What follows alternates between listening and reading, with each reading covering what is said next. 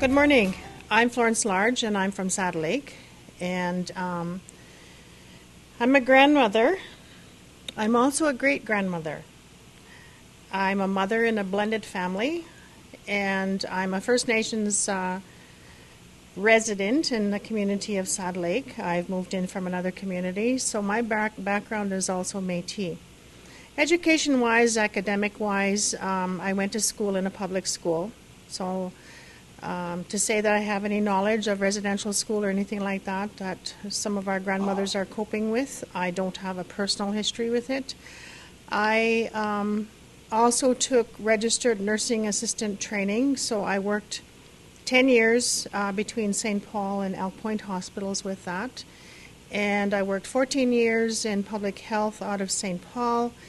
And I'm on my 14th or 15th year as a school counselor in Saddle Lake and Chimnahoo School. It's an elementary school. And I come from a family of 10, 9 siblings.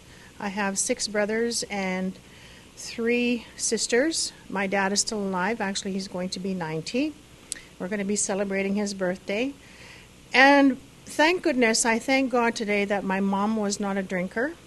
My dad was the alcoholic. However, my mom was not a heavy drinker. I'm sure she drank at times.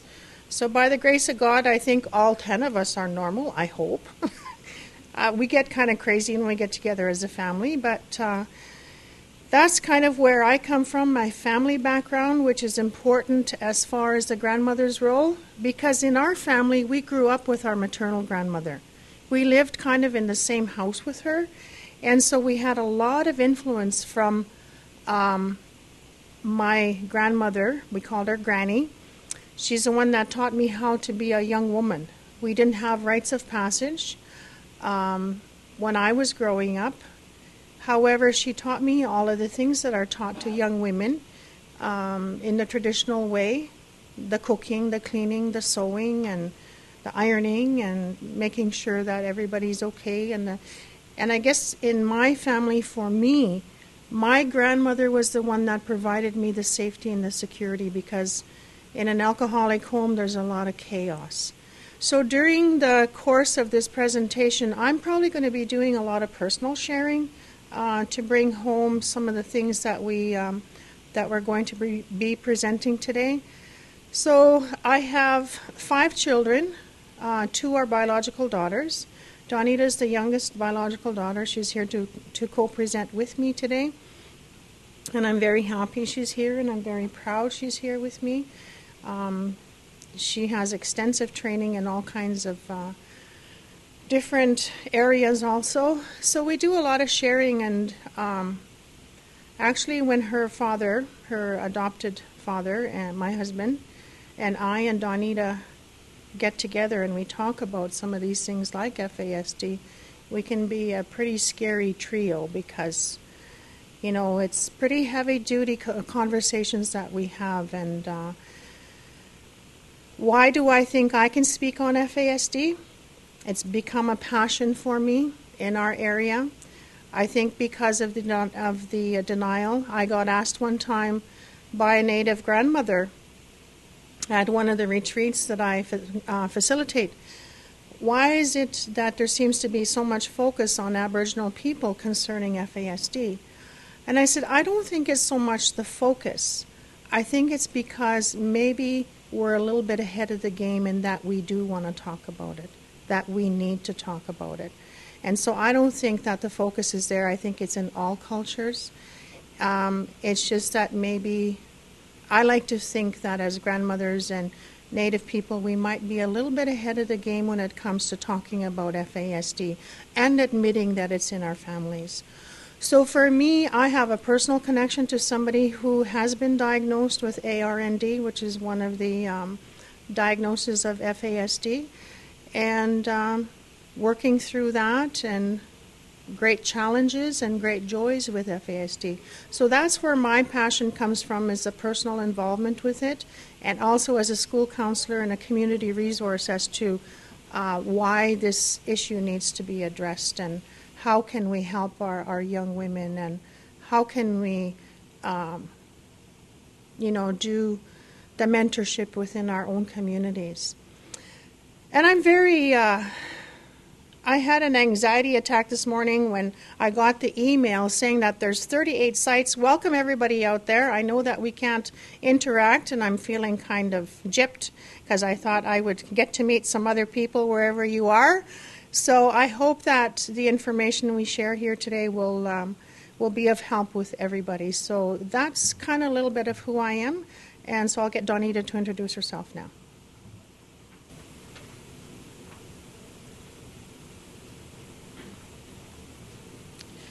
Good morning, everyone. So who am I? Florence alluded to as to where we grew up in the St. Paul area. The first part of my life, I was raised with my grandparents, my grandmother and grandfather. In Cree, we call them Cookham and Wisham. And for me, there's a powerful connection for me for grandmothers. And so when Florence asked me to come on board to assist her in a project called Grandmother's Guide, I happily came on board to assist in whatever way I could. And my background is with curriculum development, so when she was asked to do a manual to highlight how Grandmother Guide retreats are conducted, I decided to assist her to do that. And so we will talk more about what Grandmother's Guide is and how that's played out into the importance of looking at grandmothers and the role that they play in FASD. And for myself, my history for education is social work. I started in social work, and then I moved on to take addictions training, and then finished with adult education. And so for myself, my work history is predominantly in community development and health promotions. And so having worked at various places, such as Nietzsche Institute for 8 years, I decided that it was time for me to start my own business. And so a couple of years ago, I started my own business, and now I've been doing contract work. And what I like about doing the contract work is that it provides me the freedom to kind of move around in different areas of interest. And FASD is just one of those interests. And so for myself, my education around FASD, I think, started with my family. It wasn't formal in the sense that I knew a lot about it when I was younger. But growing up with a brother that struggled with AR&D, you learn a lot just by being involved in a family that has to struggle and figure that stuff out. And I think there's a lot of contributing factors when you're looking at FASD diagnosis that, there can be other things that come into play, and that's why it becomes very confusing for families as to what are the real issues. Are we really dealing with FASD, or is it other issues, just behavioral issues and those kinds of things. So we had to learn the hard way, I guess, when it comes to how do you deal with some of the behaviors and what's healthy families and all those types of things. And as I got older and I started getting into the education, I learned about FASD and social work, and then I took various courses, and one of which was called asset mapping. So I took asset mapping through Health Canada, and that gave me a better perspective of how communities can assist in helping with FASD. So that's just a little bit about me. I live here in Edmonton, and I've been here for, 13, 14 years. And so for myself, having visited communities across Canada, this is something that has been, is discussed as an issue in Native and both non-Native communities. So I think it's really important that we're still talking about this as a very current issue. So a couple questions that I would like, for people to ponder while you're participating in the workshop. The first is, what is the role of grandmother in your family? Because I think that for some people, the role of grandmother is a really strong connection, and there's a lot of family support when it comes to the grandmother's role.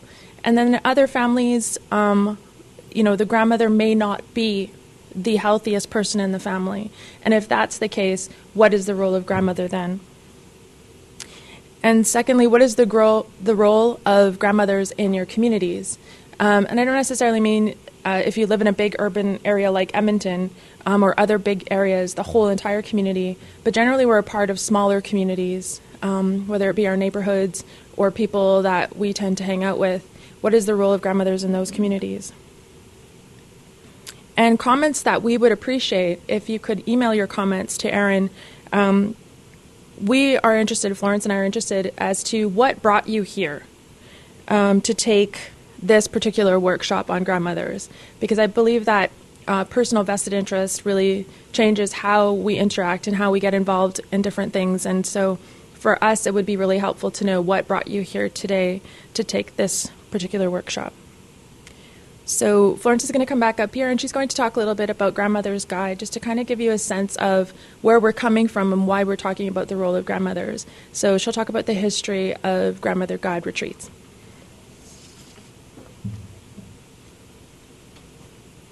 Thanks, Donita. So, Grandmother's Guide is, we've developed a manual for it, and this is where the information is coming from. What you're getting today is when you go to the movie, you see all these previews of all these other movies, you're getting the preview. If you want to enjoy the whole movie, you have to come to a retreat, and that's like 4 days. So that is what we're giving you today regarding the Grandmother's Guide and the information. And hopefully by the time we get through all the issues, we're just going to touch on them briefly, that you will have an idea as to why these issues had to be addressed. These issues came up with all the retreats that we did with the grandmothers. I did them across Alberta. And these were the questions and the information that the grandmothers wanted. And realizing that knowledge is an empowerment and that the role of the grandmother. Now, regarding FASD, personally, I have a lot of roles in regards to FASD.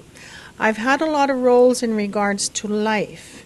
Now, I could share about my naughty life, but I don't know if that's what I'm here to share about. What do I mean by that is that as a young woman, having 2 pregnancies was early in my life, in my late teens. Early 25, I was 25 when I had Donita. So what do you think I was doing at that time? I was smoking and drinking. And by the grace of God, my 2 daughters do not have FASD. And so I've learned not to point the finger. I've learned how important it is as a grandmother, as a mentor for young women, not to be judgmental. And so when we talk about addictions in our presentation, I'll stress a little bit more about that then. And so addressing these issues also will be able to help whoever is out there working with families, especially high-risk families, because like Donita said, there's all kinds of factors in the chaos in a family, and if there's FASD involved in there, you have to stop and think, is this FASD? Or is this something else happening here? Or is this kind of normal in the real world? Because everything just kind of gets mixed up, especially if there's, blended family situations, stepmothers, stepfathers, and, you begin to wonder, is this behavior because of FASD or is it because of something else? So by arming other people, especially grandmothers, with the knowledge about FASD gives them a better idea as to how they can relate with the families and how they can even relate with that particular child. So one of the things too that I stress to the grandmothers when I bring in information is that most of the information we get to share, but it's research based. The key person that I go to when I want to learn things, especially about the brain or whatever, is Dr. Bruce Perry. And he has put out a video that, just to let you know that our presentation is from the Aboriginal perspective, and hopefully all the other cultures will be able to take whatever they need from our presentation. But Dr. Bruce Perry has put out a video called What We've Always Known. And it talks a lot there about the extended family and the relationships that happen in that family. And how now in today's society that we're kind of grouped together. We go to work and we work all day, mostly with adults or whatever. The little children go and they're in Head Start and play school and kindergarten. And there isn't a lot of interaction between the ages. So we'll be talking a little bit about that. And we need to be mindful of that when we're working with other cultures, that we don't get stuck in our own values and the way we do things. Well, this is the way I do things, or this is the way we do things. We have to be open and inviting to the other people and to learn from each other. So that is kind of where we are at. So frame 2, it says, grandmothers are a valuable resource in supporting young women and families who are affected by FASD. And parenting has sometimes can get kind of mixed up in that in many communities, many cultures, and especially I noticed in the Native culture, because that's where I live, is that we have a lot of kukum moms. Kukum moms meaning that the grandparents are the ones, the grandmothers are the ones raising the children. And why is that happening? We're starting to question that, and the grandmothers also need that support, just as well as the mothers. So by giving them the knowledge and helping them understand what FASD is and all of the other issues involved just in raising children, will give them the edge as to how to best help the child with FASD. One of the things we need to be mindful of, and I learned this very cautiously, being Métis and moving into a First Nations community, the protocol and how you do things are a little bit different. So we need to be mindful and maybe look for a mentor as to ask questions if you're going to be working with Native families. If there's a strong traditional background, what is the protocol? The protocol meaning that if you go to an elder and you're even just going to ask questions, you offer tobacco, you bring an offering, you bring a gift. So that's just one example that we need to be mindful of with other cultures. What is the protocol? Is there a protocol? Values and belief systems. So with that, I'll get Donita now to come up and explain the 7 stages of a woman's life. And then I'll go into explaining and talking about the baby part.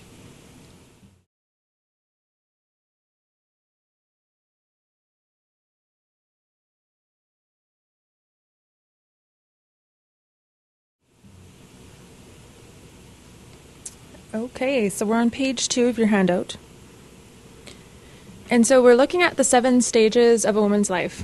And where this idea came from, and the reason we split them into 7 is that we, in medicine wheel teachings for many First Nations cultures across Canada and the States, we have a medicine wheel. And with the medicine wheel, it's split into 4 parts. So it's a circle in 4 parts. And the stages of life are split into those 4. And so you have child, youth, adult, and elder. And with each stage, there are certain things that are happening within each stage of growth. And so for most people, they can identify, there's certain things that happen in when you're a child, and then when you become a youth, there's a transition that happens, and then when you go to youth to adult, you go through puberty, and there's lots of different things that are happening throughout that time. And so when we looked at doing the manual in order to do the retreats, we were looking at how can we look at a grandmother's life and be able to split it in a way that will make sense to be able to go through some of the different topics that we wanted to discuss with the grandmothers. And so that's where we started to look at splitting them into 7 groups. And so that's what you see here. We split them into the 7. And so first we do start with child. And it starts with baby, actually, sorry. So baby starts first, and we talk about what happens with baby. And so in our presentation today, we're going to talk about a little bit of what we talk about in each of the 7 sections, and a little bit of how the work is done. And so when we do the retreats, part of it is knowledge-based in that we are sharing information with the grandmothers because it may be new information to them or it might be old reminders, refreshers. And then we also do work with the grandmothers where they have opportunity to do sharing, where they have opportunity to do some interaction and working together. And so that's the difficult thing about video conferencing is we don't get to do the same kind of interaction that we normally would like to do to get people involved in understanding some of the concepts that we're working through. So the second stage that we're looking at is then child, and then preteen. Then we move on to teen. And then after teen, we then look at mother, grandmother, and then finally elder. And so for a lot of people, I think there's a misunderstanding that grandmothers are that automatically become elders, and they're actually within First Nations communities. There is a difference. You can be an elder and not necessarily be of a certain age, and so we'll talk more about that as we get to the section on elders. But really, truly, are separate sections around teachings. So that's the 7 stages that we'll be going through today. Thank you.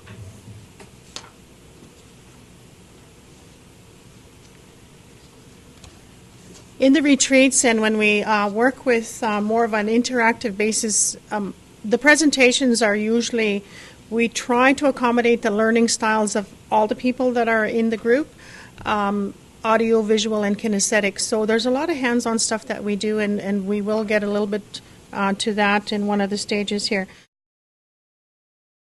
So with baby, the objective here is to learn about the importance of attachment, secure and insecure attachment. And there again, I go back to Dr. Bruce Perry's information on the brain. And the information that we give to the grandmothers is that it's very important that this child not be neglected and to be observant of the parents or caregivers, primary caregivers of the baby, in their interaction with the baby. Do they hold the baby? Do they cuddle the baby? Do they go and go to the baby right away the minute the baby is crying? Do they call the baby by name, or do they say it about the baby? Will give you an indication as to whether it's a secure attachment or insecure attachment. And if you find when you're observing as a grandmother that there doesn't seem to be that closeness with that baby, then to encourage them to hold their baby. They might not be comfortable holding that baby. So these are some of the things that we can do. Insecure attachment, the babies will develop a trusting relationship with the caregiver and will be more trusting with people as time goes on. The key thing that we tell the grandmothers now with all the research and all the learning is that a baby cannot be spoiled. We were advised sometimes when we had our own babies, I know I was, don't pick up the baby, let them cry, let their lungs develop. That is not research-based. So we encourage the grandmothers to encourage the young people to pick up their babies right away and comfort them, and especially if they're hurt, ill, or upset. And the babies will then know that somebody is going to be there, and they will learn how to self-soothe themselves, whereas babies that are not picked up right away will cry longer, will be crankier, and will actually be more grumpy or cranky children, and will not will take a longer time to self-soothe. However, in time, they'll realize nobody's coming for me anyway, so they'll learn other ways to self-soothe. And so then that attachment to the primary caregiver is insecure. So what are the tips that we can help parents and babies? The joyful thing about a grandmother is that where I felt self-conscious as a mother to be silly with my children, I can be as silly as I want with my grandchildren. I sing them silly songs, I get them dancing, I get them clapping their hands and doing all kinds of things. And as they get older into the child bit, I get to be childlike. And that's the fun part about being a grandmother. And so the encouragement to interact with the baby, to interact with the child. I guess that's the thing, is to let our guards down and not feel that we have to be, properly behaved as a grandmother, that we can actually show our parents how to play with their children, how to sing with their children. So that will help us. The key thing here is attentiveness to the baby, to the baby's needs, because as we know, crying with babies is their only form of communication. They cannot tell us what is wrong with them. So the attentiveness is what we bring forward. One of the things that I personally have difficulty with as a grandmother, as a mother, is sometimes we forego one thing in order to accomplish another thing. What do I mean by that? To keep our babies safe, we've developed car seats. And the babies are in the car seats, and oftentimes I just shudder when I see young parents carrying the babies, and the babies are lower than their knees. The babies are closer to the ground than they are to the mother or the father's heart. They go into a restaurant and they put the car seat down on the floor. And I so want to go and approach those people and help them. And you know, like, I have a hard time minding my own business. And I want to say to them, you know, to feed your baby, I'm not saying that breastfeeding is the only way. But, Mom, you know, you might want to try breastfeeding, because when you're breastfeeding, you have to sit still. You can have eye contact with that baby. You can talk to that baby, and you have to sit still. And propping the bottle may not be such a good thing, because the baby can't, you know, doesn't have the neck. So the more we learn about child development also, too, the more we can help all of the young moms and dads out there that are taking over the care of the babies. And so I look at these car seats that have become babysitters. Sometimes the babies are plunked in front of the TV. And maybe I'm making a general statement. However, these are some of the things we need to visit. These are some of the things we need to look at when it comes to the baby. Just how nurturing are we? And can we step in, even though we may not be the grandmother of that particular baby? Can I, as a grandmother, step in and very gently teach that young woman, teach that young father as to how to nurture that child?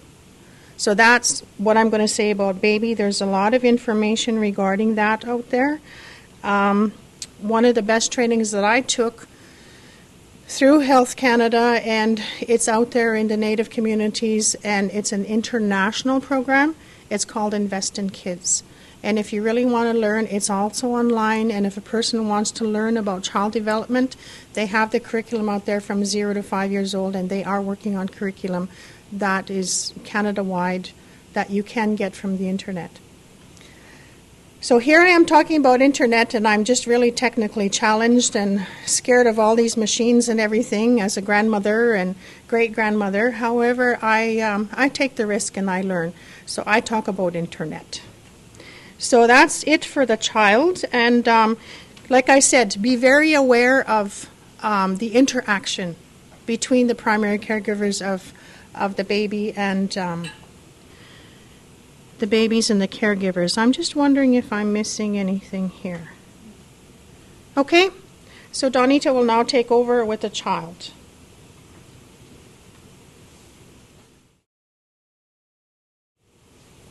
Okay, so I'm on the top of page 5. And so one of the things that we wanted to share with you is one of the exercises that we do when we're looking at working with the child.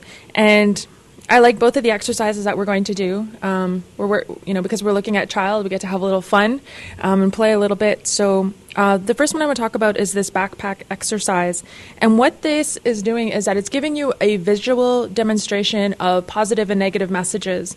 And I think when you're working with any age, whether it be children right up to adults, the more that you have that's interactive and visual and, using all the different types of ways of interacting, sometimes it's easier to get some of your points across. So if you're out there and you're doing workshops, the more interactive you can be, obviously, it's going to be easier for you. And so here's one that we want to share with you. So what's happening in this demonstration is that we have two backpacks. One is dark in color and one is light in color. And so the first one that's dark in color is just a plain designed backpack that you would give your child to go to school. And what we've done is that we've put negative words onto rocks. And so we're going to show you some of the things that we use. So our first rock is this child is taking addiction to school. So this is the first rock. These rocks are very cold. Then we have gossip. And gossip is one of those things that's sometimes very hard to put your finger on, but I know, having grown up in a small town, gossip is much more easy to identify, whereas gossip in urban areas, it's more found in smaller centers, like when you know, at school and those types of things. Resentment. Then we have low self-esteem. Okay. Then we have codependence.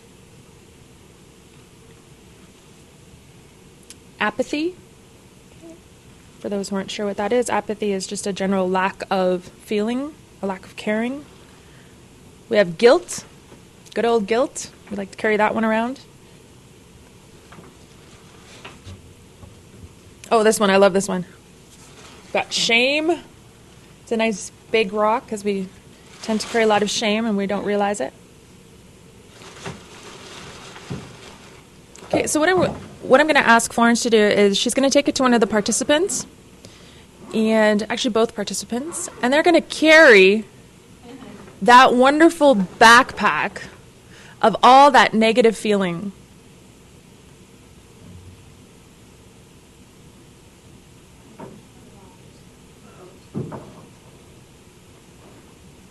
So we have Tracy here with us, and she's carrying her backpack. How does that feel, Tracy? Pretty heavy. Yeah. It is. So what do you think? And what do you think would be happening for that child if they took that backpack to school? They wouldn't be feeling very good. They, probably wouldn't be smiling. Would they be able to learn? No, they would be focused on what's in their backpack and not focused on what's in front of them. They're learning. Yeah. Okay. So if we can pass that backpack to your next door neighbor, Jean? because we like to share in our misery, right? Of course. Oh, Loves company. Oh, it is heavy.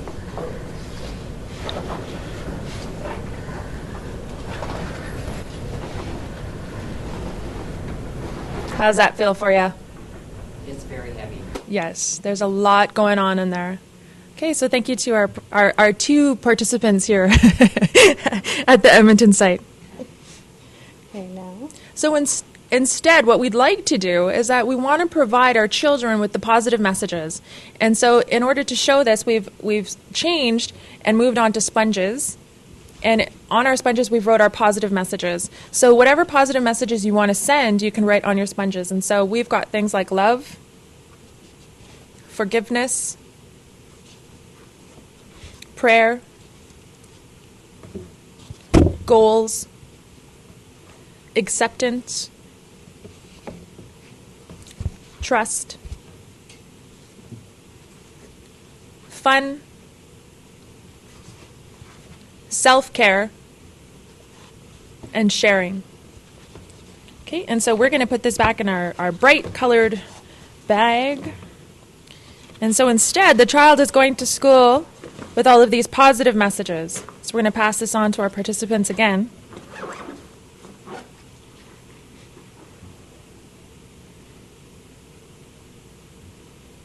wow. How do you not keep it on? It's almost fun. My hair. Light as air. But the other thing I observe is this is, unfortunately, we tend to, I think, focus more on the negatives because you can tell that backpack is much more worn and has been used a lot more than this one that has a lot of positives. Yeah. Yeah. Our first backpack has a lot of hand-me-downs. Yeah. The other thing is that these heavy things demand a whole lot more attention when it's on your back. And the energy. Yeah, the tremendous energy it takes to carry that versus something so light. Yeah. And the thing is that, especially in the negative one there, is that oftentimes those are not even the children's issues. Those are intergenerational stuff that has been handed down. The grieving, the unresolved grief issues that haven't been dealt with. Some of you can't play with that family. You can't play with that boy. You can't play with that girl. Well, why? And so these kids are really confused because they don't know the history of what happened in their family background, but yet they're carrying the energy and the emotions involved in that. And so if they want to become friends with somebody, sometimes it becomes a sneaky friendship. And so what are we telling that child in that time? Okay. So the question then becomes, what backpack do you want to give to your child to take to school with them, or just carry around in general, right? And so that's the message for that particular exercise. We have another exercise that we're moving on to. It's called the sticky child. And this one requires just a few little props. First, you're looking at getting some props. All of these clothes are things like wool and things that Velcro would stick to. So we've got some clothes. And then we also have, she's styling right now. We also have some balls that we've glued Velcro to. You see if you get Velcro. And so what's happening with this one is that we have the sticky child, and the sticky child is the child that drives you crazy, right? This is the child in school that demands your attention, right? And you have to give it to them because otherwise they're a disruption to everyone else. This is the child that often gets called names and also does name calling. This is the child that often is getting either sent to the principal's office or not getting their work done. So for this child, what happens is that for the exercise, what we do is we hand out the Velcro balls. So we're going to give these ladies some Velcro balls, and we'll move over here.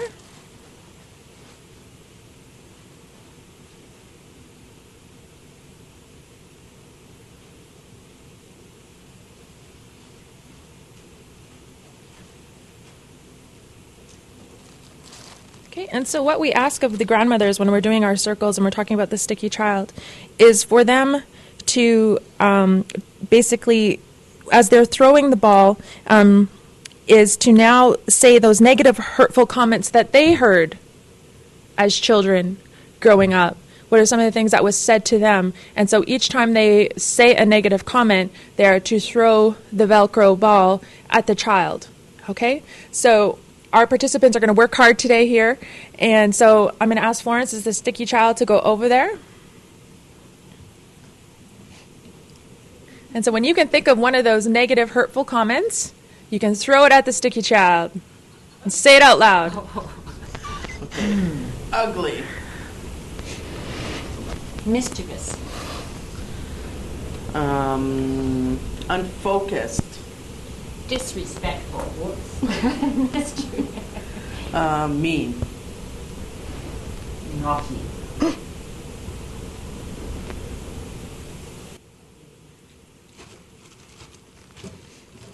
All right.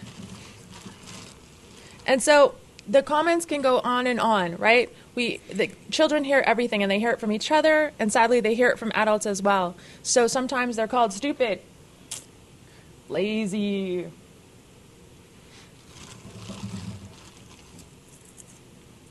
you stink. What was the one there was always comments about your mother. Right, so the comments can go on, and the grandmothers can be a part of that process of helping the sticky child become the sticky child. Okay. So now that all the balls, once we have thrown the balls, what happens is that this child now has all these negative and hurtful comments and experiences. You're going to send them to school. And they're going to school like this. So they get in front of the teacher, and the teacher's giving them all kinds of directions they're supposed to behave, right? So this child kind of has an idea that there's something not quite, and they're trying really hard to get these things off on their own, right? Okay, I'm not stupid. I don't stink. I took a bath. But they just keep hanging on, right? They never really truly get rid of them because a lot of it is shame-based. Okay. So, And this would be particularly true of an FASD child. yes. Especially in a family that doesn't know anything about FASD. Because one of the things about FASD is that, well, they just won't do it. And it's, we need to help the parents and the families realize that it's not that they won't, they can't. They just cannot do some of the things that we are asking them to do. And so the more we learn about FASD, the more we can help that family. And especially if it's in our own family, that paradigm shift that happens is just amazing once that light bulb goes off. So what does this child need? So I'll get Florence to go back to our participants. And what could you give this child to help them? Positive comments. Okay, take one off. What else? Unsticky mitts. A hug. A hug. What about support services within the community, not just one person? Okay, so what are some of our support services? Counseling? Yeah, Friendship. okay. Now, hey, I got pretty good hands here, right? But all of these other things here, the child may not even know what's happening to them. So this is where possibly the therapist comes in. Maybe this child has been sexually abused. There's some really deep issues here. So there is help out there now. We're also talking about some of our high-risk children. And oftentimes, some of our children in school, I think, the different conditions they have can mimic a lot of FASD. So FASD to me needs to be diagnosed. You need to go through the whole system. We cannot just generalize and do our own diagnosis. So that's one of the key things that we need to be mindful of too. So the more support and wraparound services we can get for this child and family, the better this child is going to succeed. Thank you, Jean. Thank you, Tracy. Thank you, Sticky Child. I'm glad you said sticky and not stinky.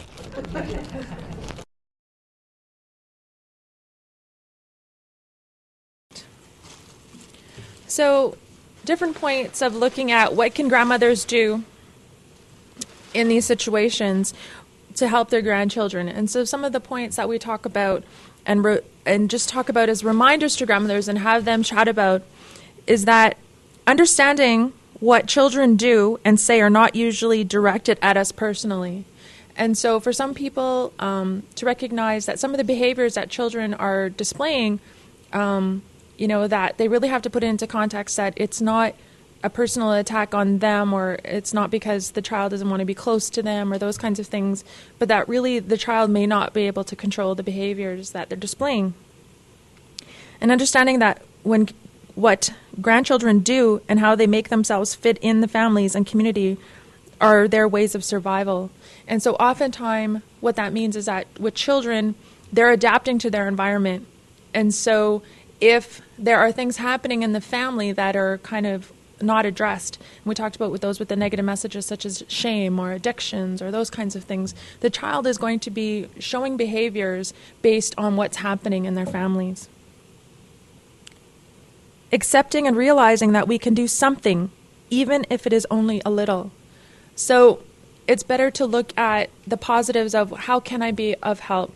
For some people, they can be very involved. For some people, it might be only just little things, the little visits, the supportive cards, the phone calls, those kinds of things. For some people, this can be a real hard one because for many of us, we're helpers, and that in the sense of that we need to quit the attempts to change or fix them. Really, when we're looking at what we can do, we're talking about support, we're talking about nurturing, we're talking about understanding, we're talking about love, the positive message that we had shared. Avoid carrying their pain and their problems. I know for my grandmother, she loved to worry. She was such a worrier, and we would tell her everything's okay, and it wouldn't matter, she would worry anyway. And in my family, I have about 90 first cousins. So you can imagine the time that would take to worry about all of us. So really, the reality is that, you can't control what's happening in the families. All you can do is just really be there as a support and be that, one person that people can go to. Getting help for problems from community programs and services. I think there's still a stigma out there to getting help. And so for a lot of people, they struggle with using community services or those types of things because they fear how will other people view me if I use these services. And I really think it's important at any age that you still are doing work on yourself and you're still evaluating, what's happening in your life. And if you come to a point where you're kind of run out of things that are helpful, go out and get that assistance, go out and get that support, deal with the things that are coming up. Because really, trauma affects us at all ages, and everyone's at a different level of healing. Avoid using judgment, negative anger, comments, and actions towards the child. And I know for a lot of our grandmothers, many of them have been to residential school. And so for many, they have language that sometimes takes them back there.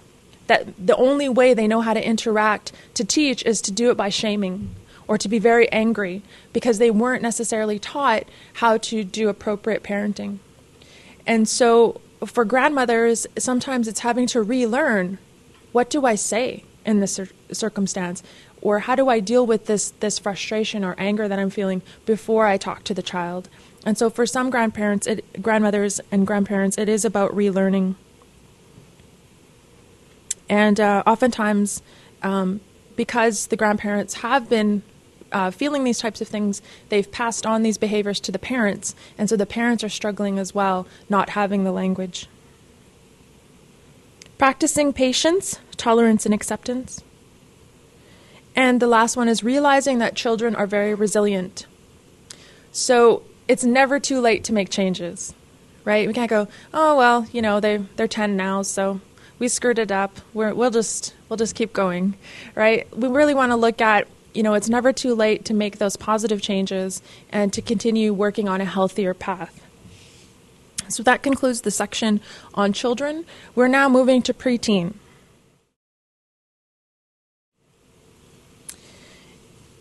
And so when we were looking at the preteen section, we're looking at the different topics that can be discussed.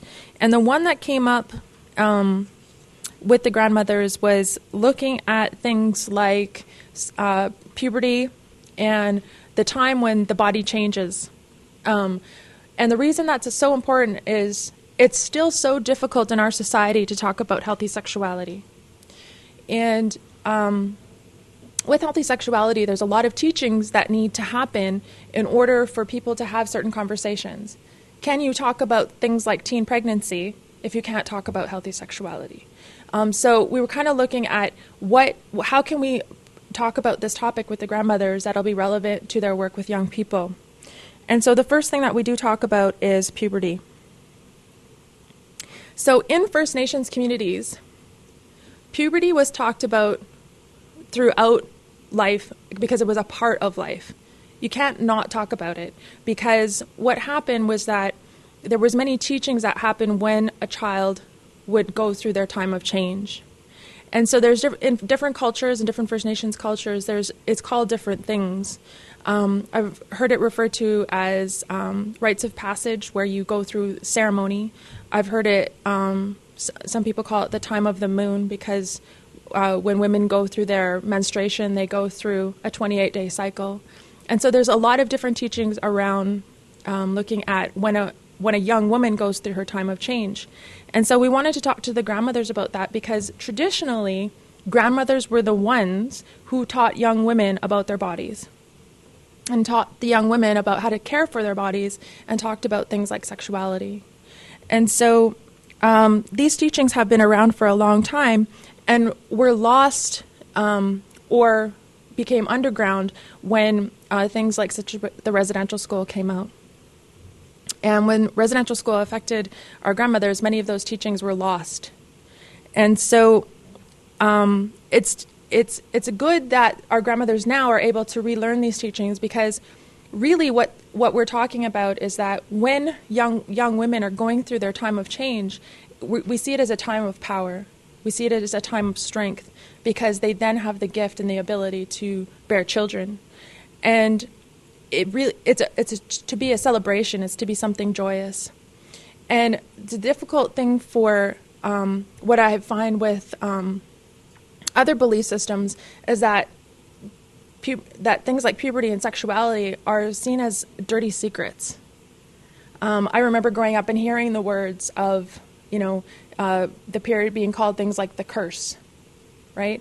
And so I want to ask some other people here, what are some of the words that you heard when it came to things like women's menstruation? So if I can have some comments, if you have any that you can remember.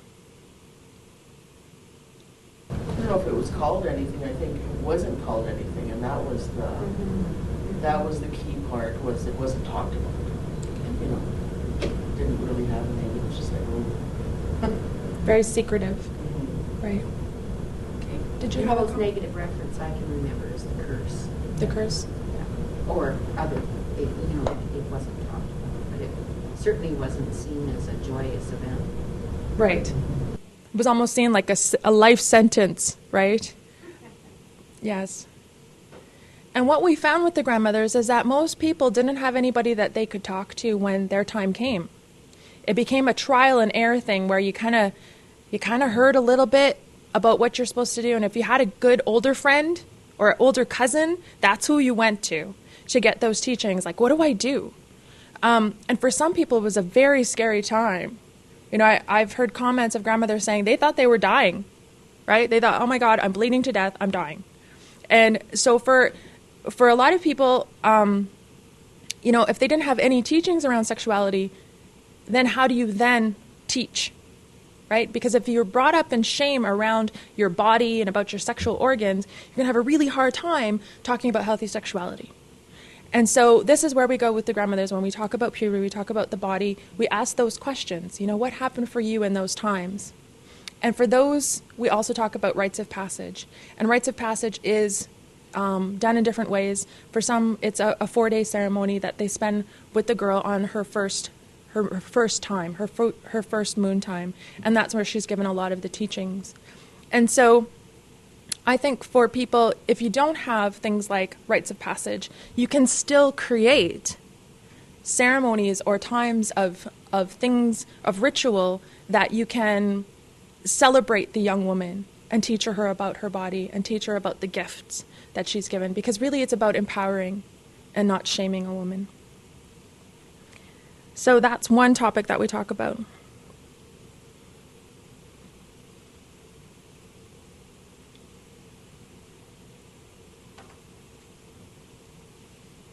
Okay, and then we go on to talking about things like how do you talk to young women?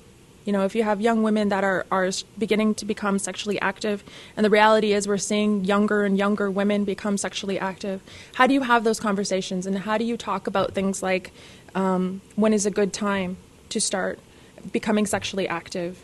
When do you... what does relationships mean and boundaries and all those kinds of things? When do you start having those conversations? And I've noticed, I'm having those conversations sometimes with 11, 12-year-olds where it used to be 13, 14-year-olds and those kinds of things. So it's really important to have those conversations. And so Florence is going to come up and talk a little bit about our topic where we called it self-discipline. And this was a topic that was encouraged to us by one of the elders that we work with. And she encouraged that we have a section on self-discipline. So Florence will talk a little bit about that.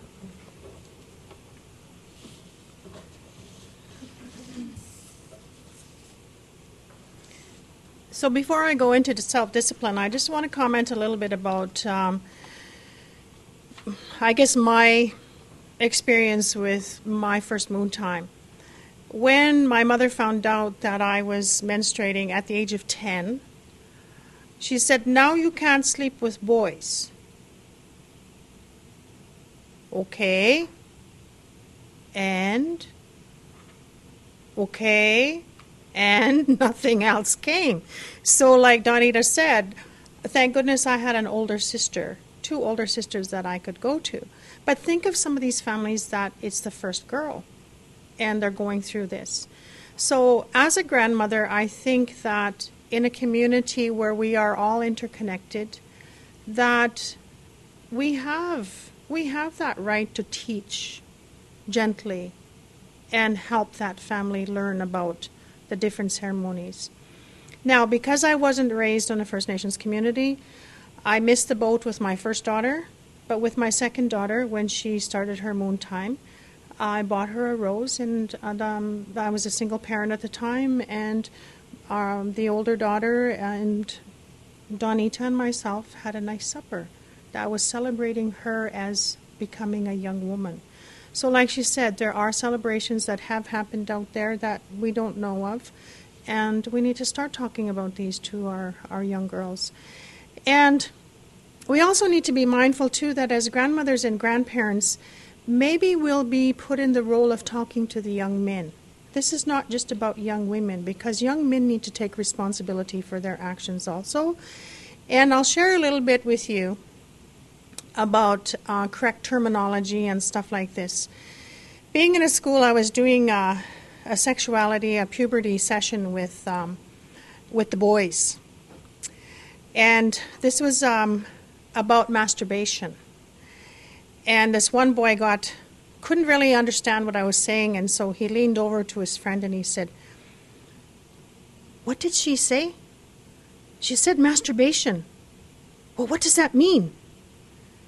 "Well, you know, when you play with your Harry Potter." That was the days of when Harry Potter was such a rage. And it's just like, you need to expect the unexpected when you get into healthy sexuality, because these kids are going to say things that are comfortable to them.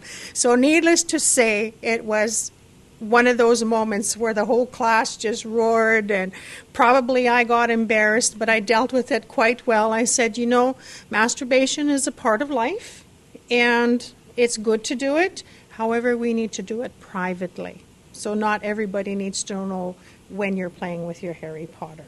So these are some of the things we need to be mindful of when we are talking with youth or when we are helping other people, is that they may not know or not be comfortable with the correct terminology. Because, hey, in every family, there's pet names for our body parts, right? Oftentimes we're not taught the correct terminology as we're growing up. I think it was my grandson. I talk a lot about my grandchildren, two in particular. The first time I was teaching him about his body parts, and I said, you know, you have to make sure that you wash your penis really good in the bathtub when you're taking a bath, because he spent a lot of time with me, right? And he said, "Peanuts?" So there was another teachable moment, right? I had to teach him what I meant by that word. So then he knew. But it wasn't an embarrassing thing. It wasn't a shaming thing. So he became very comfortable with his sexuality in that way. So I'm sure you all have your stories. Now, self-discipline. This is one of the toughest topics, I think, to talk to young people, or to even talk to anybody that's in this age of gratification right now. It's really hard for us to wait, to save that moment, to look towards the future. How do you get that concept across to young people? Because they want everything yesterday. Somebody gets something today, a new Wii or whatever. They come home and they want it today. They don't want to wait. So that's the same with sex. That's the same with sexual intercourse. And so how I explain it is that I ask the question of students, of grandmothers, how many of you have opened up a Christmas present ahead of time and then realized at Christmas time it wasn't as much fun because you knew what you got? Well, that's the same with sexual intercourse. If you have sex and you're not ready for it, it's kind of like opening that Christmas present, and when the big day comes and you get married and, you know, you have your wedding night, it's like, you know what you're getting. I mean, the Christmas present has been opened. However, The positive of this is that when you open that Christmas present, you can wrap it up again to the best of your ability, put it under the tree, and wait until Christmas. So even though some young people may be experimenting or having sexual intercourse, you can tell them, you have the right to say no. You have the right to choose not to do this until such time you are able and ready to do so. So that is what self-discipline is about, is for them making that choice for themselves. And it's really difficult, especially in the drug scene that we have out there. And I would say that you need to start in our society. I would say that we probably need to start having those conversations with some of our girls, some of our children when they are 10 years old. It's no longer waiting until they're 16 to tell them about the birds and the bees. We need to be open with talking about healthy sexuality at an earlier age. And the sad part of it is, now you have to sign notes giving permission in the schools to teach healthy sexuality. So what about some of these kids that are not getting any teachings at all? These are some of the kids that possibly will get pregnant during a drinking binge and not know about FASD, not know about the hazards of STDs. So sometimes we regress in the name of protecting privacy or whatever. And I do share a lot of my own opinions. So some of the stuff that I'm sharing here is just my opinions. It's, take it for what it's worth. But that's where I'm at, is that we need to start teaching our youth at a lot younger age than years past. Grade 7, grade 8 is when they taught healthy sexuality in school, when my daughters went. Now we teach it in grade 5 in our school. So that's what I will say about preteen. Now about teens. As we get further to the different age levels of FASD, you'll see how this ties in. I'm going to be doing a flip chart presentation, and it's called the volcano of feelings. So I'm just going to move over to the flip chart here. And what we do here is we need to get people to start thinking about feelings. So we put all of the negative, and here I'll get you to help me. We put all of the negative feelings we go through in life. So if you would please just give me out a lot of negative feelings. We've got hurt, anger. Okay, let's put that one on hold. Okay.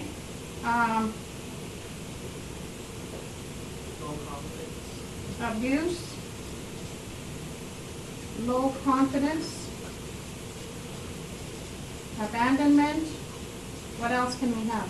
Rejection. Okay, we'll put shame on hold. Rejection. Jealousy. What else? All kinds of things, right, that are out there. That's a pretty good start. So I heard the word shame and guilt.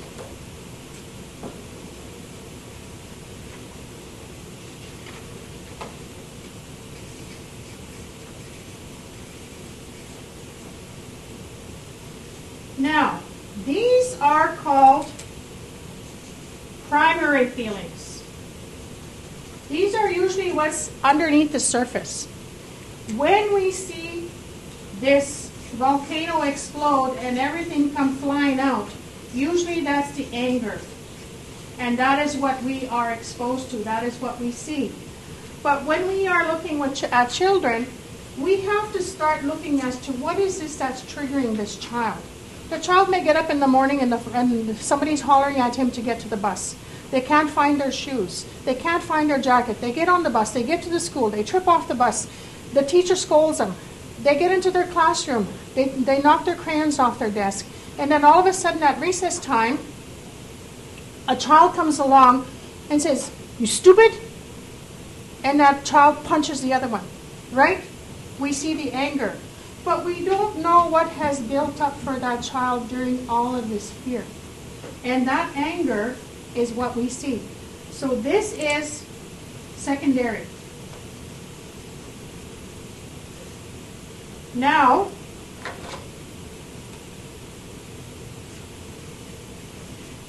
we're starting to see more and more of this. And our kids call it blackout. Don't black out on me. Or they blacked out in their conversation. So all of this stuff comes up. All of this stuff that they're going through as a child, if they're not understood, oftentimes we're dealing with angry children. And with FASD, they don't have no controls, they have no stops. So this is the volcano of feelings. Primary feelings, secondary feelings. We need to go down here. And do you think that an FASD child is going to be able to explain to you what they're feeling? No. They're not going to have the words for it. But if you have that understanding, you're not going to get hooked into this. You're going to take it for what it's worth. You're going to take it that this child is capable of emotions. Where a person needs to worry is when a child shuts down. When the child withdraws, then they're harder to work with. If they're in anger, then at least you're getting some verbal response from them. Even if they tell you to go jump in the river or go fly a kite, and maybe not in those kind terms, right? At least they're feeling. When a child shuts down and becomes more withdrawn, then it becomes scarier, and then that's when heavy, usually therapy really needs to come into play. So this is the volcano of feelings. Teenagers, preteens, their emotions are all over the place. They don't have the words. They don't know how to describe these things. But if we keep in mind that their words, their actions are not usually directed at us personally, then we can better deal with it. So that is about feelings. And as you can see, we will see later on in one of the frames that the emotional maturity of an FASD child is not in relation to their age.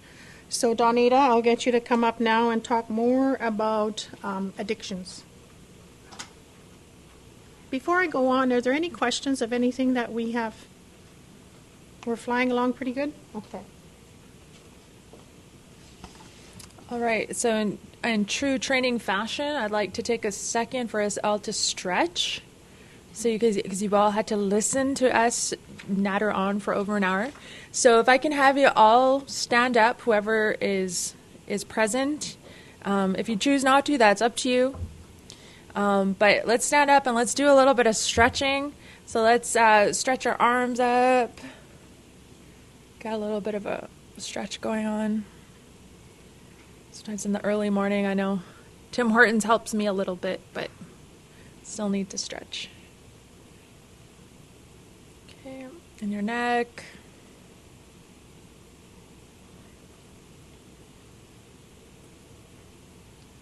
They used to say something about you can only listen as long as your butt can sit there. So, all right. Okay, well, thank you. So looking at addictions. So the topic of addictions comes when we're looking at, and to me it fits very well when we're talking about emotions. Because when we're looking at addictions, our addictions generally, for most people, when they've had addictive behavior, it did start in their teens. And so a lot of people don't recognize that one of the most primary addictions that starts at the youngest age is usually smoking. Smoking is one of those addictions that starts, people start experimenting usually quite young. I've heard people, 7, age 9, different ages that they tried to experiment with smoking. And then, started smoking in their teens and then started experimenting with other drugs or alcohol. And then slowly it became that they started to realize that it was no longer just for the fun of hanging out, but that they started to use substances or processes to start to deal with their feelings such as pain or to escape from their reality. And so when we're looking at teens, we're looking at addictions in the sense of all addictions. And so there's two different types of addictions, which I just mentioned, which is substance or chemical addiction and then we have process addiction. And so most people are very familiar with the substance addiction, because that includes all of the things. I'm looking at page 8 in your middle handout. That includes things like alcohol, marijuana, nicotine, crystal meth, solvents, caffeine, prescription pills, cocaine, crack, all of those different areas of substances. And then what people are less familiar with is the process addictions. We've heard more about things like gambling in the last 10 years, but process addictions are still something that aren't as talked about. And so today we have things like bingo for adults, VLTs, the slot machines, card playing, lottery tickets.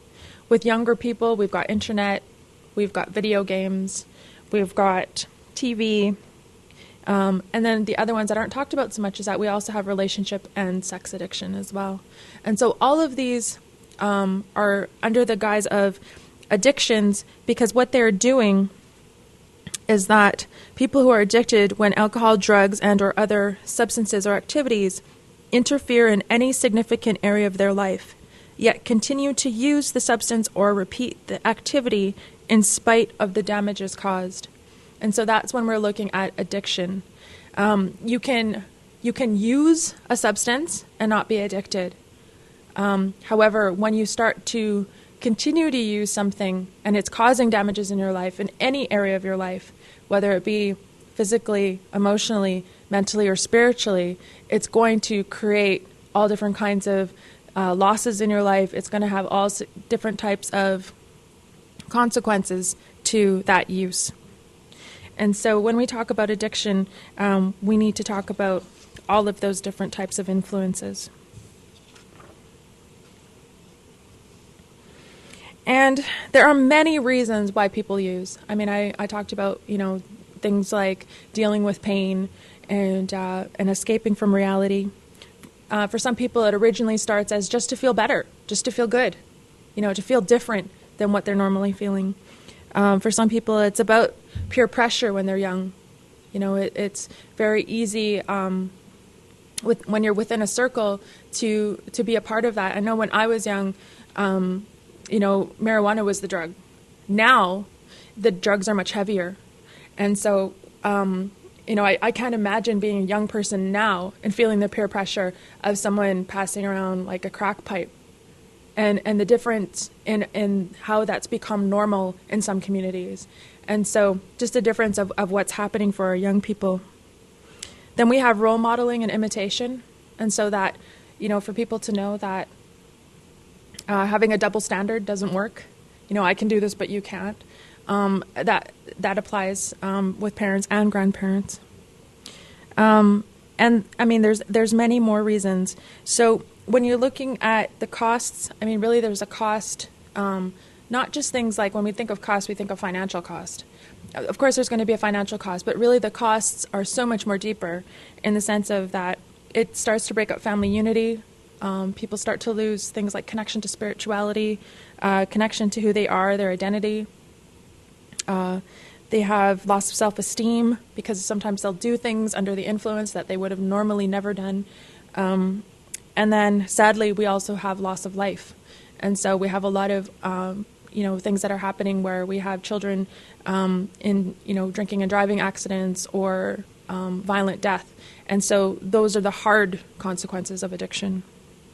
And so after talking about addiction, one of the things we look at is that addiction affects the whole family and affects the community. And so when we're looking at the family, we have what's called the roles of the family. And so Florence is going to come up and talk about the different roles that people play in an addictive family.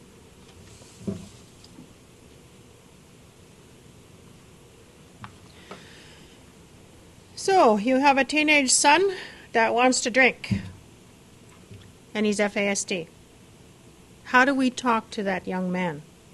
How do we get across to that young man that drinking is not good for you? We have an FASD young lady, a daughter, granddaughter. How do we talk to that granddaughter? When we think of all the peer pressure that's out there for these young people to do what everybody else is doing, supposedly. with the impulsive nature, the behaviors that we have of our FASD children, they're easily led. So this becomes a real problem that can lead into the adult life. If a child, teen, experiments, gets hooked right away into an addiction, then you're doubling, you're tripling, I don't know how many, the problems that come with that teenager. That's when usually you have to bail them out of jail. You get caught up in the justice system. And it becomes the role of the grandmother to sometimes teach these other people, because age-wise, I think a grandmother is listened to more than somebody that's, I'd say, like if you're 30, rather than listening to somebody that's 30, you might be more open to listening to somebody that has the life experience behind them, especially if the grandmother chooses to do it in a kind and gentle way, to do that teaching. So the roles of the family growing up in a dysfunctional home, I'm sorry, but I have to scratch my nose. I have to be me. And in the roles of the family, when you're growing up with alcoholism in the home, everybody kind of fits into their own little niche. And these roles are interchangeable through the years. We have the alcoholic, enabler, the hero, the lost child, the scapegoat, and the mascot. And there's certain sets of behaviors that come with those roles. And so when somebody changes, if all of these people are hanging on a mobile around this family, around this alcoholic, because the alcoholic is the center of the mobile, right? Especially if the alcoholic quits, then the mobile kind of goes kind of weird, because everybody's trying to adjust to all of the different roles and the different behaviors that are in that family. So we get stuck sometimes on the negative behaviors in a role of a family, like the scapegoat is the radical, that's the one that's always getting into trouble. But the positive about the scapegoat is usually he's the catalyst or she's the catalyst to change the behavior of the whole family. That's when all of the community says, hey, something's going on here. He gets expelled from school, she gets expelled from school, something is going on here. And so the troops come in, case conferencing. The father decides to go to treatment, the mother decides to go for treatment, and change starts to happen. So when that happens, we need to look at the positive of that family. But during the time they're in that relationship in the family, they provide something for that family. And what is it that they provide? The alcoholic provides the focus. Everything revolves around the alcoholic. Okay, so they have a goal, they have something, they're focused around this alcoholic. The enabler provides responsibility. This is who is the alcoholic depends on. The hero provides value. Oh, we're worth something, value and worth to the family. We're not all bad because we have a hero in our family. The scapegoat provides distraction. So as long as the scapegoat is out there, then maybe the attention won't be on me. The mascot provides fun and humor and distracts the family. The lost child provides relief because they are so good that they're oftentimes forgotten. And that we need to stress to people that struggle in these roles that they don't have to stay in those roles, that they can change their lives and become different. That change is possible. But putting it in the role of the FASD child, we have to kind of figure out where their role is in the family. Also, how are they treated? So now we're going to go to the next frame on stage 5 with the mother, and we'll speed it up here. We're kind of running out of time. The one thing I wanted to say here was to stress breastfeeding. Natural immunity creates a sense of intimacy, bonding with the mother and the child. However, not to judge mothers that choose to bottle feed, but to teach bottle feeding correctly, not to prop the child, for the mother to take that time while they're bottle feeding. The different diagnoses of FASD, which is the next frame, there again, oftentimes in a mentorship role and talking with young women, I say, I have 2 daughters, and they could have very well have had FASD because I drank when I was pregnant. So by putting myself out there on a personal level with these young women gives them the opening and the acceptance that, hey, I'm not a bad person just because I drink. I have an addiction, I have a disease. And to look at the addiction of mothers that are drinking. When a person is severely addicted, that addiction is number one in their life. It's not the child, it's not anybody else, any person. That addiction becomes the first priority in their lives because their body needs, it's the physical dependence, their body needs it. So we need to be very mindful of how we're talking to young moms that are drinking. If it means harm reduction in getting them to at least cut down, then maybe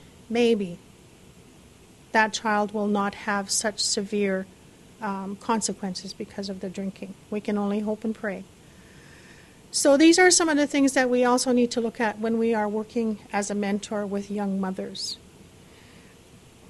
And here again, I talk a lot about the brain to mothers, to anybody I can about brain development of a child, and to know that a child with FASD has a brain. They're not brainless. It's just working with those children in a different way, that the same old is not going to work, and that we have to do things. And the brain that we need to work on the most is our own. We need to reframe our way of thinking. The one statement that just really woke me up was the one simple statement. It's not that they won't, they can't. And when I realized that, my whole behavior changed. And if I could just keep that one thing in my mind in speaking with children or speaking with my son about some of his behaviors, I'm not saying that we still don't have our explosions and our craziness happen between us. We have a really wonderful relationship today, but it took hard work to get there. And it took a lot of training and a lot of understanding of FASD to get there. But the thing is to realize that he has a brain. He just does not learn the way the rest of us or the rest of people learn. So we have to keep finding different ways for them to learn. So with the mother part there, if we could find the one that has, the timelines, emotional maturity of an 18-year-old is 6 years old. Now, can you see the volcano falling into that with somebody that's sitting in front of you that has the body of an 18-year-old young man or young woman, and they're acting like a 6-year-old? What do you think is going to come out? The anger, the explosiveness, the inability to be able to share what they're feeling. They might have the language for it by then, but are they really going to be able to share? Because emotionally they're just not there. And as you know, when a child is upset and having a temper tantrum, that's the worst time to talk to them. They need to calm down. You are not going to get the story out of a child. You need to diffuse them. You need to allow them to have their meltdown. You need to just be there for them.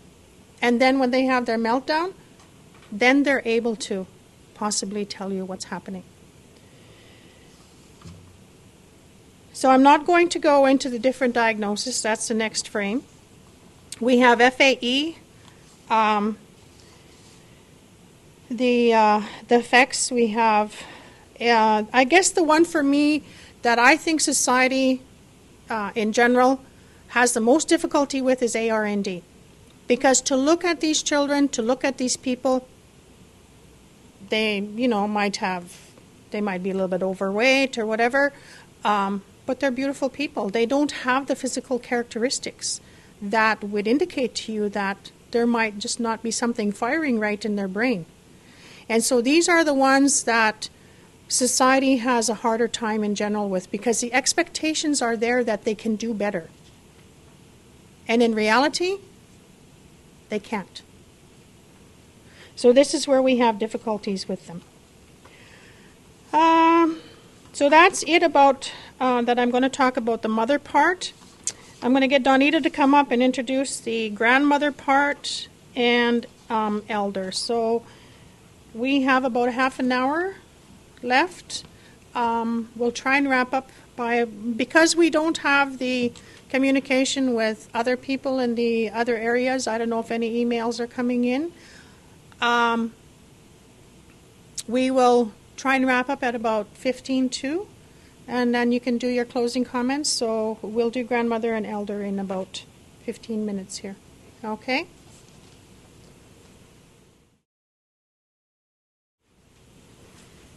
All right, so we're looking at grandmother. I'm looking at page 12.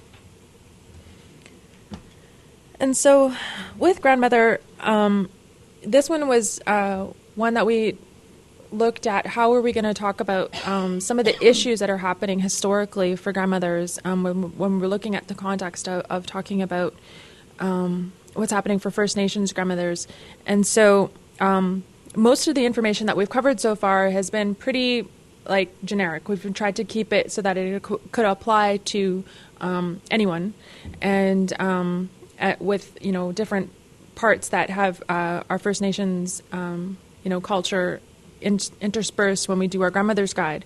But for the topics that we're talking about today, this is the only one that's really more First Nations specific, in that we're looking at colonization and residential school. And these are two topics that that are important in talking about because they've had an historical impact on what's happening for grandmothers today. And so we talk about these topics with the grandmothers and talk about kind of where we were at, what changed, and where we're at today. And so the important thing to know is that in most traditional societies, when we're looking at Indigenous communities, the grandmothers played significant roles in those communities. And in those communities, they had a place where they were either medicine women, or they were healers, or they were leaders. They had very specific roles in our communities.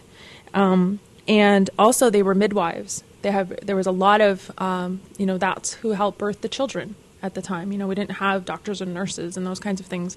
It was our medicine people who were part of that. And so what happened was that we went from a traditional society where women had a place and had a role to a patriarchal system with colonization. And so what happened was that for a lot of Aboriginal women, Indigenous women, they didn't know what their role was anymore. It changed drastically. And they became an oppressed women. Women became oppressed because they were no longer seen as an equal or a balance to their counterpart men. And so there was a lot of confusion happening for grandmothers. And so their significant roles were lost. And so the difficult part about our history in Canada, and I'm only speaking of Canada, I'm not speaking of the States. The States has a similar history. But in Canada, it became a time where politically, when Canada was run by the government and by the churches, is that it was decided at the time that the Native peoples of Canada weren't considered equals. They were considered to be less than. They were considered to be pagan. They were considered to be practicing spirituality that was either considered witchcraft or evil. And there was lots of other derogatory words that were used in talking about First Nations cultures and spirituality. And it even became illegal to practice ceremonies. It became that children were forced to go to residential school, and the parents had no choice in that matter. And so within residential school, many people are very familiar with the stories around many of the abuses that happened in different schools. But for all children in residential school, there would be a loss of identity. There would be a loss of language. There'd be a loss of culture. There'd be disconnect from the family. There would be lack of parenting. And there would be difficulty in being able to go home after residential school and feel like you were a present part of your community. And so for grandmothers, it became a difficult time in order to understand what their role was after residential school, because many of those teachings had been either lost through people passing away, or people just didn't talk about them anymore because there was shame, and there was also because they had to be hidden for so long. And so for a lot of our grandmothers, it's a relearning of retaking of those roles in their families and feeling empowered again to do those types of things. And so that's what we really encourage with our grandmothers, is to really feel empowered in that they do have a lot of, for a lot of grandmothers, they are the foundation of their families. They're the ones who are keeping their families together. And so really supporting and nurturing their role has been very important. So the impacts of the residential school, once residential school had finished, we then moved into our history called the 60s Scoop, where child welfare had stepped in at the time and removed a lot of children from First Nations communities again. And so today we still see the impacts of that. We still see a lot of our children in foster and adoptive care cycling through the systems. And the difficulty is that with things like residential school and child welfare, there was a lot of cycles that started within First Nations communities when we're looking at things like dependence on welfare, violence, addictions, and all of these things were created because of people not knowing how to cope with the new realities of no longer having culture, no longer having connection in their community, and a loss of identity. And so the result is that what we're seeing today is that there's a lot of movement towards healing that is happening within our communities. And it's been within a fairly short time frame. I think there's a misconception out there that healing should happen much quicker in First Nations communities. But the reality is the residential schools, some of them didn't close to the late 70s, early 80s. So we're really looking at, less than 30 years. 1 or 2 generations of people that have had to do a lot of work within their communities around healing from some of the damages caused by the different cycles that have been created. Okay, so moving to the next page.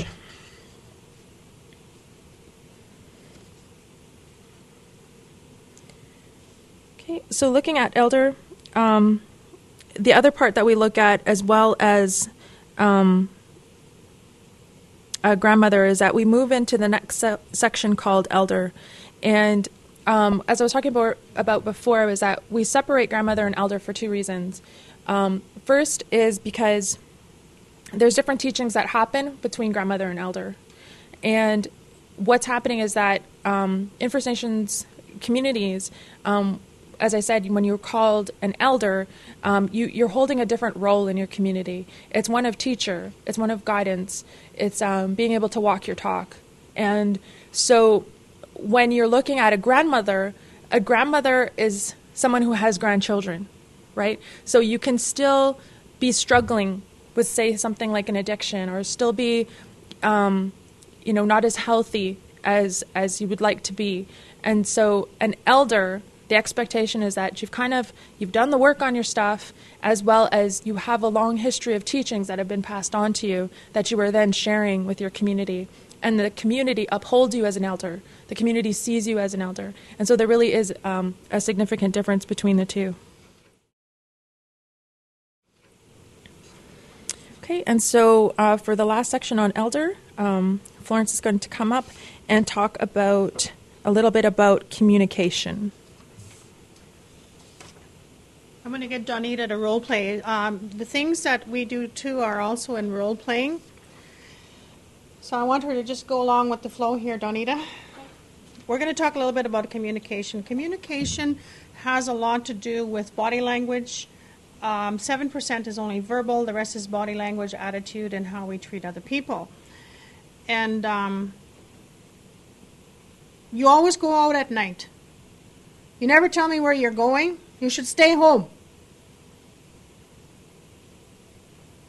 Very shaming. Communication that is used and started with you automatically sets, is she going to talk to me as a grandmother, as a mother, if I start my conversation that way? However, if I reframe it and I say, when you go out, my girl, I really get worried, especially when you don't tell me where you're going, because if something happens, then I worry even more. I at least need to know where you're going. Okay, Kukum. Okay? So she knows that I'm caring, and I'm not saying that she can't go out or whatever, but she's going to be a little bit more mindful, especially if I'm raising her. You know, I need to let my kukum know where I'm going once in a while. I need to let her know who I'm with. So that's more open and inviting as far as communication. Now, we know that in brain development, the more that something is repeated, the more it's learned, the more it stays in the person's. And with FASD, it's repetition, repetition, repetition, right? That's how some of the teaching happens. So, if I give her the look, right? I'm going to give her the look. And in our family, we had the look. Like if we looked at somebody, you knew you were in big trouble. And if I look at her as if to say, my message is, you little brat, right? That's what's going to be reinforced in her brain by the look. Now, if I look at her, and babies pick this up, how many of you talk to babies and you coo at them and they just respond to all of the expressions on your face? Okay, you get silly, they get silly. Well, babies can pick up on that, so children pick up on that. But if I look at my daughter or my granddaughter with love in my eyes and say, I love you, my girl. You're beautiful. And if I say that often, that's going to be reinforced. So communication is 7% the words. The rest is tone of voice, attitude, and how we talk to these children, how we talk to each other. Smiling, which is sometimes I have difficulty with, because I think lots. One day I was walking down the hallway. Mrs. Large, are you mad? I said, no. Do I look mad? Yeah, you look mad. The kids in the school are not afraid of me. You look mad. How come? I said, you know what? I'm really thinking about something. And thank you for telling me that I look mad, because when I think about something, I tend to draw my eyebrows like this and I tend to think that way. And so I look mad, but thanks for reminding me I'm not mad. So, body language. Okay? Another thing too is when we're talking, especially to youth. I have difficulty, I don't know about you, but I have difficulty with the manner of dress that some of them are dressing in. They're not afraid to expose all of this hanging out and, showing their underclothes, and yet they're embarrassed to breastfeed. So we need to get past that. We need to get past how they're dressed to talk to them and to communicate with them. Now, as an elder, grandmother, I might get told to mind my own business. MYOB, mind your own business. But you know what? As a grandmother, the children are my business. I have the God-given right to help in whatever way I can to help those children have a good life. So if it means that somebody is going to be mad at me for a while, then so be it. I'm at wakes and funerals at our home, and if I see kids running around, I'll go and talk to them and I'll say, you know what? You need to go find your mommy and you need to sit down. Quietly, one-on-one. Doesn't mean we have to holler at them. So, being a mentor as a grandmother, as an elder, I cannot be a mentor if I'm not living it. And right now, the biggest teacher for me, biggest teachers are my children. The youngest two have have gotten a lot of value from the teachings of both my husband and I. I adopted his biological son, he adopted Donita. So they're ours. They have gotten the best of both of us. Before that, it was addictions. We do a lot of singing. That's one of the things that grandmothers can do. If they can sing, share that gift. We do a lot of singing in our family.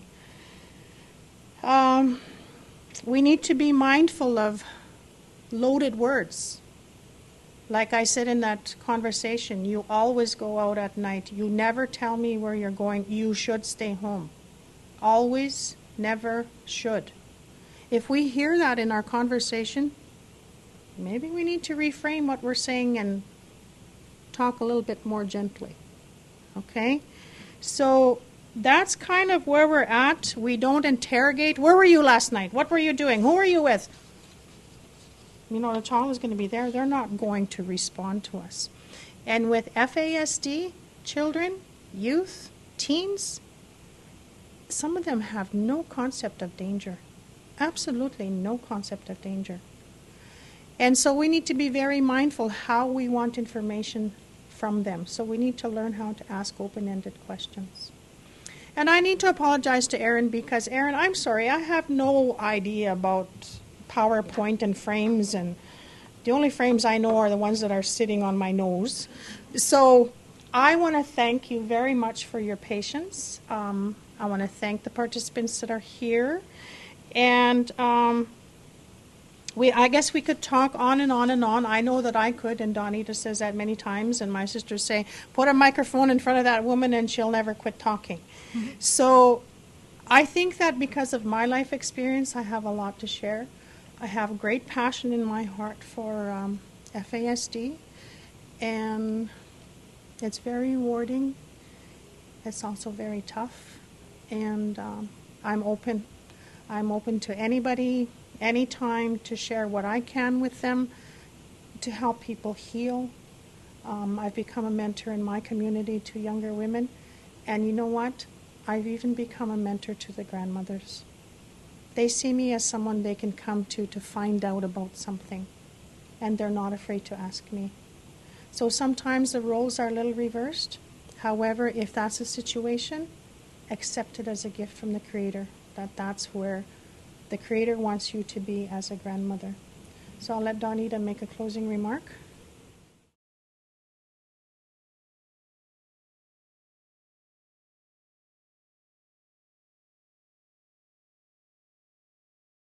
I just want to thank those people who participated today, and that if you do have any questions that you think of after the session is over, our email address is on the contact information as well as our phone numbers. So feel free to give us an email or drop us a line, and we'll assist in whatever way that we can. Any of the two participants have any questions today? Do you do grandmother workshops? The grandmother guide retreats. They've been running for the last few years, and what happens is that with the retreat, they've been done in different areas, mostly across Alberta, but we wrote the manual so that it could start to be expanded for other communities. And what generally happens is that the community hosts, and they provide things like the food, the venue, and put it out for the grandmothers, and then they contract Florence and I to attend. Now, one of the things that we've been talking about in the last while is that we are looking for other grandmothers who are interested in being a part of the process to facilitate the process, and that we would support them in doing that, so that we could help them with the manual and through the process, but that really we want grandmothers to take this on, and that it's not just about the two of us, that it was something that was created for the communities. Thanks, Tracy, for that question. Okay. So thank you. Thank you.